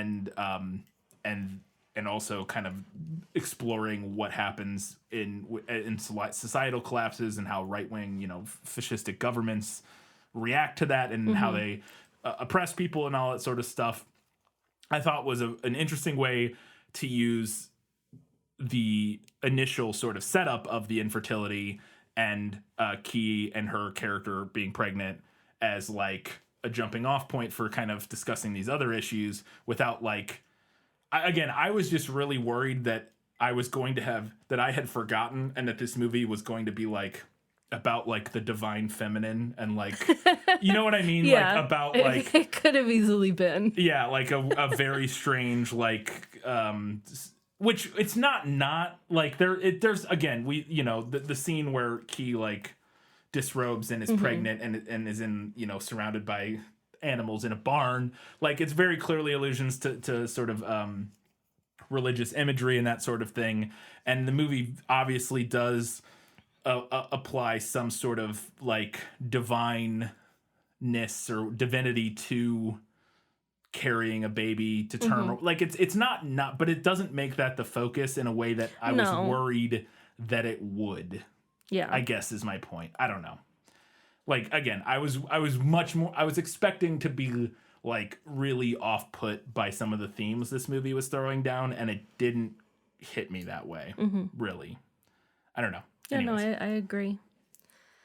I thought that turning the fishes into a legitimate rebel group was a good choice. In the book, it's literally just 5 people distributing pamphlets. And I thought streamlining them into a more cohesive group with a dominant political agenda was a move that made sense. Just make the group a character. Yeah. There's a lot more twists and turns and like intrigue in the movie with everyone's motivations. I thought the abandoned school was a cool set piece. I really enjoyed everything from the refugee camp until the end, despite it being stressful AF. It's very stressful. I mean, intentionally, but yeah. Yes. I liked that Key named the baby Dylan after Theo's son. Yep. And, okay, the movie was paced, I guess, pretty typically for an action film. Not, like, super duper unique pacing. It's pretty typical stops and starts where you get, like, a burst of, big action set piece. Then and we, then, like, a quiet moment, and then another burst of action, but I really, really did not enjoy the pacing of the book. Not a whole lot happens in the first half. And then even when they're like on the run in the second half, moments of actual urgency kind of felt few and far in between. Really just didn't like the pacing. Yeah. That's fair.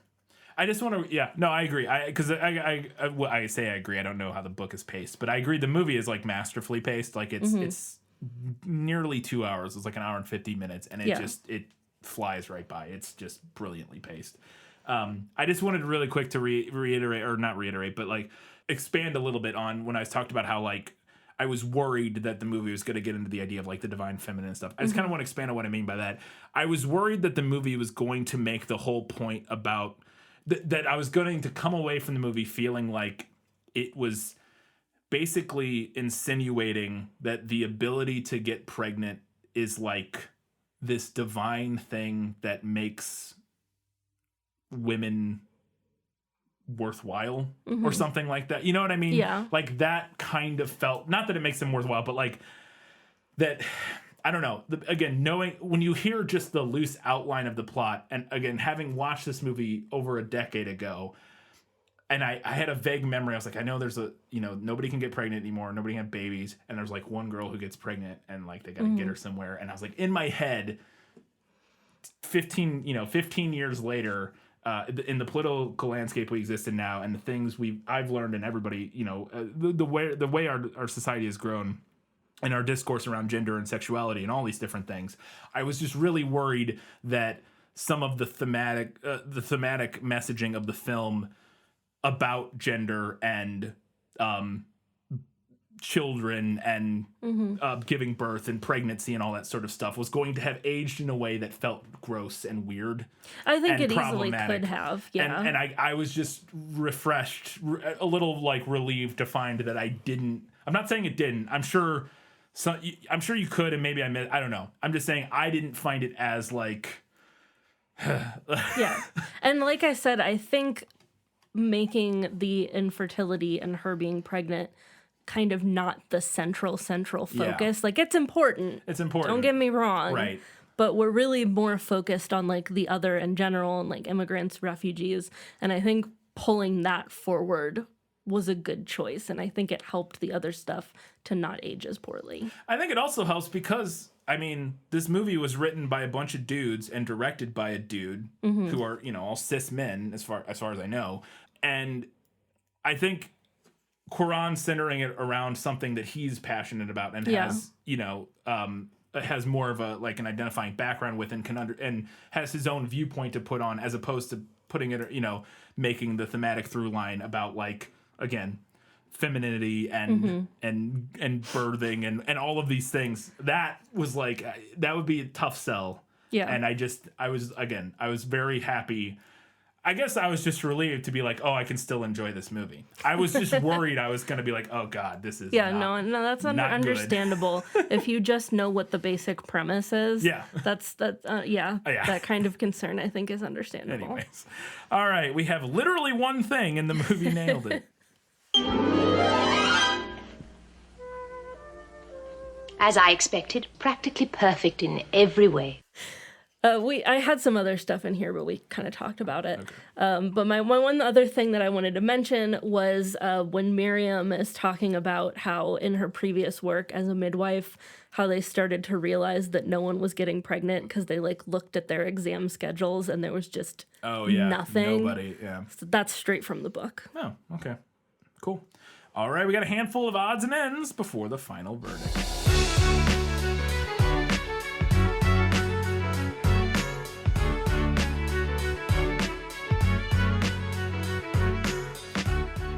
So we talked about a lot of the one-shots, but even the one, and there's a bunch of them in this film, oneers, single shot takes, whatever.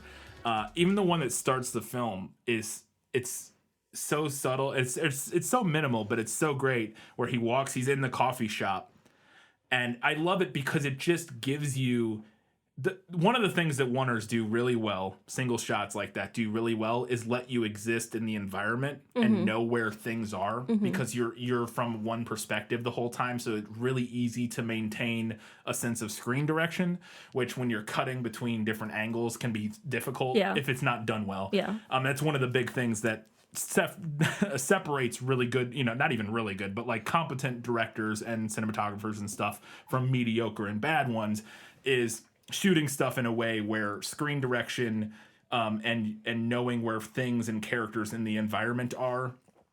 It's one of those things that separates those. And so one single take shots, oneers like that, are really good because since you're locked into one perspective, everything you see, you're able to maintain where it is in the world. Right. Because you're not jumping around. And I love that in that opening shot, he's in the coffee shop and we follow him out of the coffee shop. He walks down the street like half a block, stops at like a newspaper stand or something, and then the camera kind of spins around, and then the coffee shop explodes, and you know immediately that was where he just was, like 30 seconds ago, because we maintained that all in one single shot, and that kind of stuff is just it's very good. It's good. I like that. I like it. So somebody mentioned this on Facebook or something about an Easter egg, and I had to look it up because I didn't know what it was, because you posted the screenshot of Theo talking to Nigel in his like loft or whatever, and behind him there's like a big giant pig floating in the air. Yeah. And so I looked this up. It's a reference to Pink Floyd's Animals album cover. Yes. I did not know this, but that I building. knew that. I think that makes me cooler than you. It does. The building that Nigel like lives in is this big famous building in London called the Battersea Power Station. It's like a very famous, because it's very unique architecture or whatever. It's not a place people would live, but I guess in a dystopian maybe they would. Who knows? But it's it was on the album cover for the Animals Pink Floyd album, and it had a pig like floating in the sky, so that's what that is a reference to, which I was not aware of, but there we go. And then another reference that I don't know if it's intentional or not, but it wouldn't surprise me if it was. We did talk about in the prequel how they wanted this to feel very sort of like a documentary, which I think they do pretty effectively, but the camera work and the cinematography, and specifically the film stock they shot this on, and the color grading reminds me so much of Saving Private Ryan. It's shot so similarly to Saving Private Ryan, which again is also going for like the documentary stuff. What's up? What are you laughing? Tell you something. I've never seen Saving Private Ryan. That's fine. It's fine. There's lots of movies. I hadn't seen The Godfather until we did it a couple months ago. Not that weird. But yeah, no. But for people who have seen Saving Private Ryan, it reminded me a lot of the cinematography, the camera work, and again the whatever the film stock they shot this on, which I could have looked up, I just didn't. And the way they color graded it and everything reminded me a ton of that. And again, it makes sense because they're both going for a very like documentary, gritty, real feel. But I love the look of this film. It's just, it's so good. Anyways, this is a little detail that I thought was really fun. Is that when they're in that meeting at the Fish's safe house and they're asking Key what she wants to do. They're like all sitting around and they're like, oh, do you want to stay here or do you want to go do whatever? And Luke's like, it's your choice or whatever. And she turns to Theo and is like, what should I do? And ask him. And he like gives his opinion or whatever. And like, it's very clear in this moment that they are now connected. They are like, she is relying on him. She is looking to him as a support, as a caretaker. And at that moment, as the scene ends, this kitten like jumps up and latches onto his leg. He's on his pants. And starts climbing his pants. Very good visual symbolism there. I enjoyed that. Also very good kitten. Little thing, holy cow. I was like, who is this person? Miriam in this film is Mrs. Trunchbull. Yeah, she's Miss from Trunchbull. Matilda.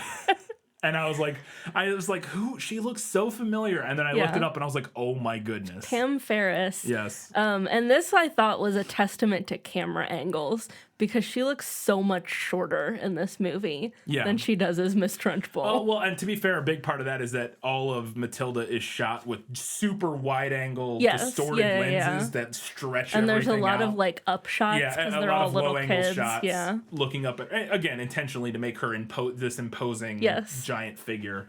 But yeah, lots of wide angle, low angles, or wide angle shots shot from a low angle to really stretch her out. But yeah, she just looks like a normal person in this one. Yeah. With a sweet eyebrow ring. Which Miss Trunchbull would never. Never. The other thing I was really blown away by, and I think this movie was like way before... Well, it's way before, obviously, American Sniper, I think. But anyways, the fake baby in this movie, when she gives birth and later... It's pretty good. It's like CG, or maybe a combination of CG and whatever. I was blown away by how good it looked. It was like really good. It's a good baby. It's a good fake baby.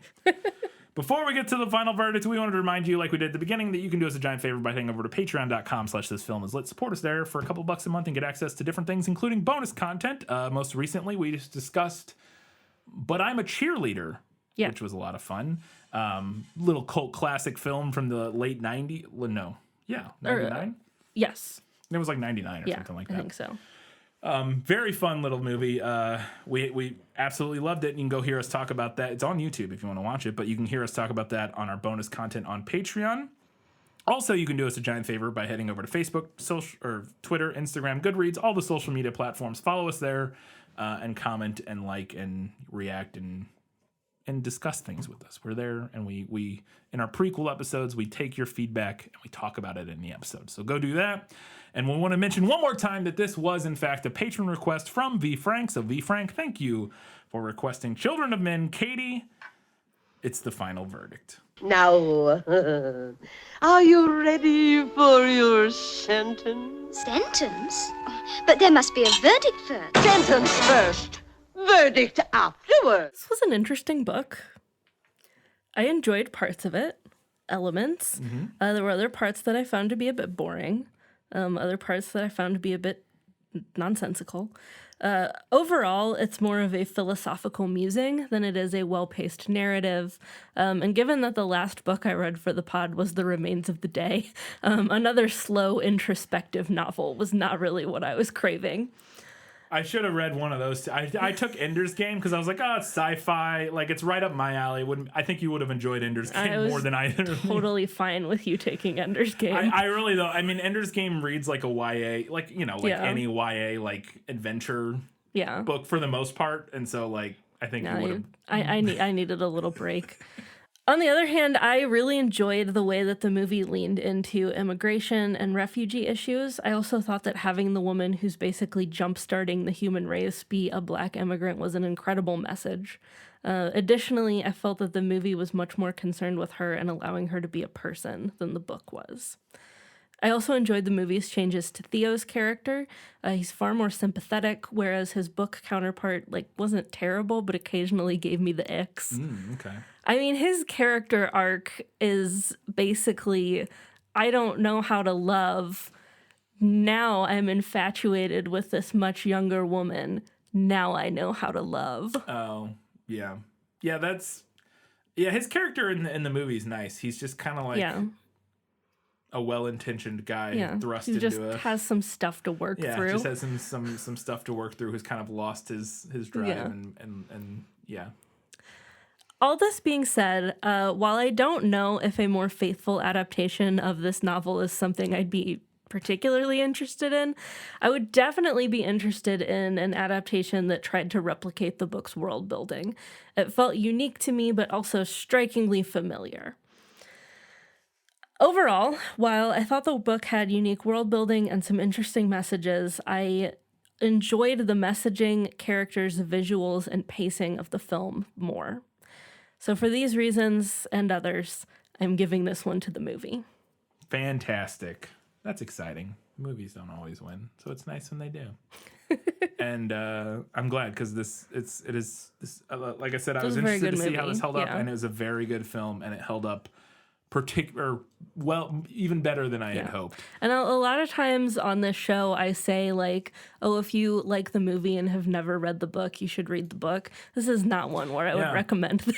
Yeah, I will say, I mentioned earlier, but it does really feel to me like as adaptations go, this is a particularly good adaptation. Which very deftly handled. Yeah, just like taking some of the elements and expanding on them and doing stuff and combining characters in ways that make sense and expanding on certain characters in ways that make sense, moving thematically some things around and using it.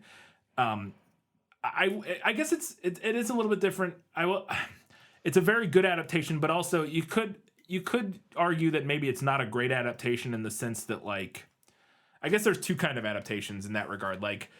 One of the adaptations that can be a really good adaptation is something that maintains... There's a lot of different good adaptations. I don't want to get into all of them. But in this particular instance, so one good adaptation is something that just they keep everything the same, basically. And it's just like a one-to-one. Maintains the integrity of the book. Or it's just literally like a one-to-one. And I would argue that's maybe not a good adaptation, but some people would say that it is a good adaptation. And it can be. And it can be in some instances. Another good adaptation would be one that maintains thematically what the story is going for, but changes some of the moving parts to make it work. But visually makes things more visual, whatever. I can't think of an example off the top of my head, but that's another type of good adaptation. And then a third type of good adaptation is something I think that uses some of the building blocks and elements of a story and then does something completely different, but equally, or if not better, than what the book is doing. Because it sounds like thematically, this movie and this book aren't exactly, they have some shared things in terms of like faith and hope and blah, blah, but like they aren't doing thematically the exact same thing. Theo's character sounds very different. Yeah. Again, the focus on immigrants and othering and sort of the weird right-wing nightmare hellscape that the movie portrays and all that sort of stuff. I think that's a third type of adaptation that's also really interesting. Again, is using the pieces of something and turning it into something even better and different. I agree. So anyways. Also, this book has the most terrifying cover I've ever seen. Oh, that's a baby. Is that not the scariest thing you've ever seen? So I've seen that cover like a dozen times, and I had never put together what was on it. I just saw like blue, vague blue shades, and I just now realized that's a baby face. The edition of the book is the one that's all blue, and it says P.D. James in giant white letters, and then it says The Children of Men slightly smaller underneath it. It's copyright 1992, First Vintage Books. Oh, May 2006. So this is it's not on our social media. You can go. You posted it on our social media. It's so scary. It is. It's like a close up of a baby fetus, and it's blue. It's very scary. I don't like it. I don't like it either. Katie, what's next? Up next, we will be talking about Inkheart. Yeah, what is this? I don't know what this is. It's a middle grade YA-ish, kind of bridges the line, I think. Book by Cornelia Funke, I believe is how you say her name. She's Funke? German. Yeah. Funke, maybe? I don't know. I'll have to look it up. More right. And it was adapted into a 2008 film starring Brendan Fraser. I saw, because you have the copy of the book, and the one you got was a movie tie-in. They sent me a movie tie-in and you book. don't like that, but I was very excited when I saw that it had Brendan Fraser in it, because I love Brendan Fraser, and I was like, holy shit. I don't even remember this coming out or anything about. I don't remember. I think the movie kind of got buried for reasons. Is it not good? I've heard that it's not particularly good. It's got Brendan Fraser. It the can't be book, bad. I read this book in middle school or grade school. I don't know. Yeah. And it came out like right in the heart of like the Harry Potter craze, and it's kind of it's not similar, but it's like a fantasy. Right. Interesting. Well, I'm excited to watch the movie and hear what this whole deal is, because, I love Brendan Fraser, so let's do it. Come back in 2 weeks' time. We're watching Inkheart, and in 1 week's time, we'll be previewing that and then talking about your feedback on Children of Men and learning some things. So until that time, guys, gals, non-binary pals, and everybody else, keep reading books, keep watching movies, and keep being awesome.